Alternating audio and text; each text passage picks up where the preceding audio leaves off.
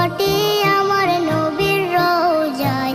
তোমরা যদি যাও গো মদিনায়, তোমরা যদি যাও গো মদিনায়। ইয়া রাসূলুল্লাহ ইয়া হাবিবাল্লাহ, ইয়া রাসূলুল্লাহ ইয়া হাবিবাল্লাহ।